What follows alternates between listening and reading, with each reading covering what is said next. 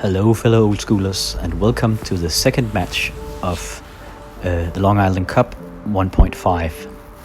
And this time around, I'm coming up against a rather spicy deck, actually, to my complete surprise. It's the Lure of the Land deck, and we've seen that a bunch of times on this channel as well. I really adore that brew.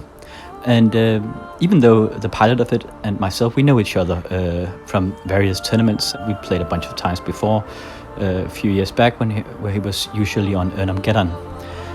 I have never played this one, the Lure of the Land.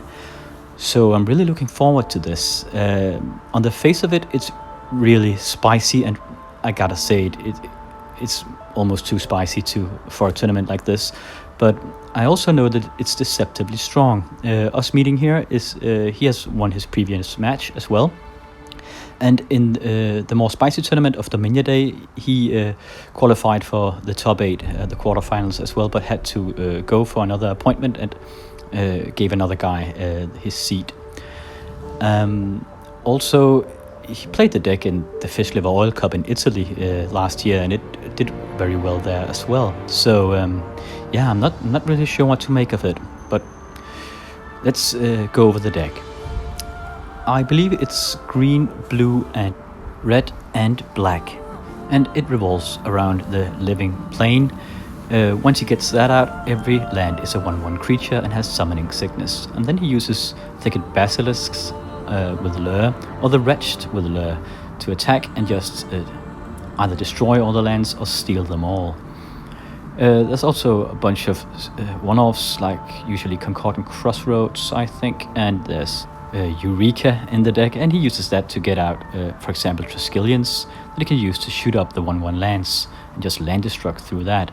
He also packs a single nickel bolas, or he used to. I'm not sure what he has here actually, and he can get that out with the Eureka as well. So I think that's about it. It's a green combo deck that revolves around a spicy way to make land destruction function, and to get Elder Dragons out and punch you in the head with that. He also has a burn strategy as a secondary win con. As for the deck I'm playing, I've gone over that in the previous recording, and there's also a bunch of deck techs on it on this channel. You can check the beginning of the Tournament of Esbjerg or the beginning of the Long Island Cup 1.0, where I also piloted this particular deck. So without further ado, let's go to the match. And I'm on the right here with the composition A, and Lure of the Land is on the left. Mulliganing down to 6 cards here. And Lure of the Land starts out with a Sol Ring. And I start out rather more meekly with an Underground Sea here. But he seems a bit mana starved here. There's no second land drop, so I like to just strip mine his only land and get out a Sol Ring. Second, now I have 2 black mana. Oh, there's a Jusum Djinn. Okay, at least he drew a forest, but this is really bad for him because I suppose he probably plays with main deck City in a Bottles, but I think that's the only thing he can remove it with, or a Maze of Ith, of course. Oh, I sinkled another land. And there's a Sushi, so the mid-range engine is up and running here. Just cracking him out of mana and producing threats. Those Sushis are a new addition to the deck. So coming over here for, what's that? 11 points of damage. Yeah, boom. That's game. So, too bad he got a bit mana starved there, but then again I also cracked 2 of his lands in the opening, so that's not nice if you don't have that much land to begin with. So at least it knows that now, and he'll likely sideboard something in against me and probably not keep a hand with only a single land in it against the composition A, I think. So, second round after sideboard here. And he's on the play.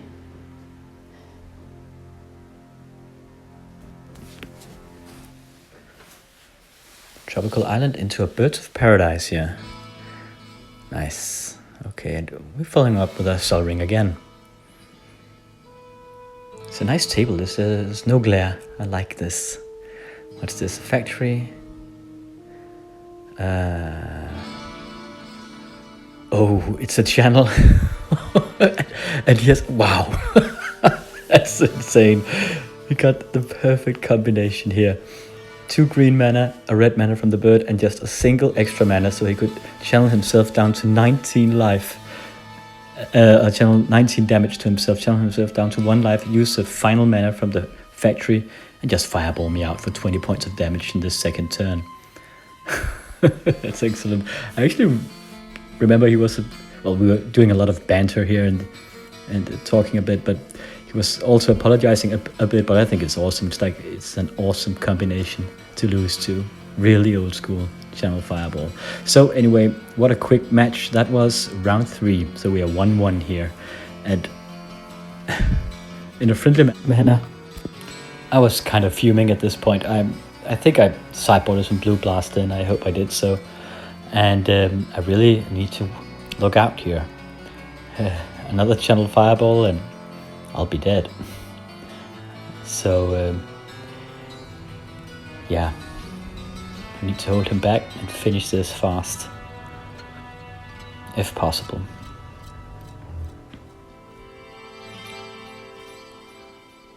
So we are both mulliganing down to 6 cards here. Thinking a bit on what we'll discard.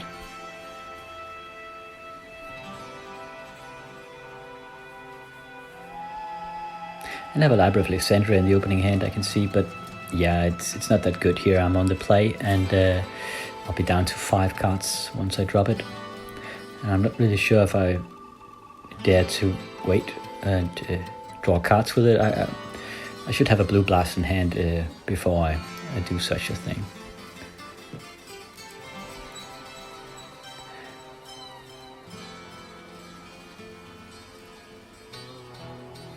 I'll risk that he'll just snipe me out again. So yeah, there's a BU from the Lure of the Land. A pretty slow start from him. Okay, so I'm not committing to the library play here. Okay, I'm mind twisting him for 3. So just going, oh yeah, that's a city in a bottle. Gone there. Glad to get rid of it. And he plays a Chaos Orb.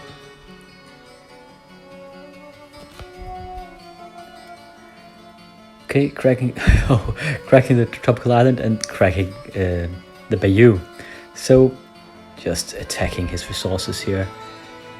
Quick and dirty. That's a Hypnotic Spectre. Luckily he top deck a Mace here. But this is a brutal gut punch. Taking his hand and then going straight for the mana base. But he could use the Mace of Ith, so I can't get in and pick any more cards from his hand at this point. There's only the factory getting in. But he's a bit mana starved here after losing both lands in turn 2. There's the Sushi coming out.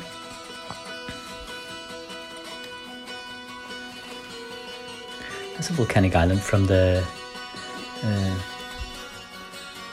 Lure of the Land. And I suppose you can use it on the... Oh, he waits with using it until after my untap phase. I think that might be a mistake. I could draw into a Disenchant here. And I have a City of Brass to disenchant the Chaos Orb. But he likes to do so. He might have a plan here, I'm not sure. That could be a mistake. A small mistake. So we're coming over with everything, and yeah, wonder what he'll use it on. He takes the Sushi. That's probably a good idea. Needs to hit here. Okay. Yeah, that's a solid hit. Sushi is gone, so is the Chaos Orb, and he takes only 2 points of damage because the Hypnotic Spectre gets lost in that maze again. But he's really on the back foot here. The pressure is constant. So he needs to get something out. And he doesn't have a green mana, so he can't get his mana birds out if he has any. as a Chaos Orb, and I should check the Mace of Ith, I think, yeah. So if I can get this to work, I can get in with the Spectre, providing that he doesn't bolt it, of course. And that's a hit. So the Mace is gone, and now we can get in with everything. 4 points of damage and a card. That's a crumple, that's a good pick. He could use that to destroy the factory if he got a green mana. But he doesn't. He doesn't have any mans. So we come in again, taking the Mind Twist this time. Passing the turn back. He's a goner, I think. 4 points more. Time walking afterwards, and he red blasters, but I remind him that I should pick his hand first. I might get the red blast. I don't though. So I play the Time Walk and he red blasts it. But that's game. There was a mana bird and 3 control magics. So 2-1 set where one guy was kind of locked out of mana. But that's Magic sometimes as well. I mean, there aren't any censorship in these matches, and sometimes these tournament matches can be rather one-sided. And in this instance, he got land destructed out, and he was unlucky and didn't get any more mana sources. And the Composition A just was allowed to do its nasty stuff. So yeah, but he did get that Channel Fireball off. That was a bit of a shock, actually. But next up, I'm awaiting the SD card from one of my mates who has borrowed me the other camera, and there's a bunch of other games on that. And I will see what's on it and put the first games out. And after that, I'll return to the adventures of the Composition A in this spiky tournament. Thank you for watching, and I will see you next time.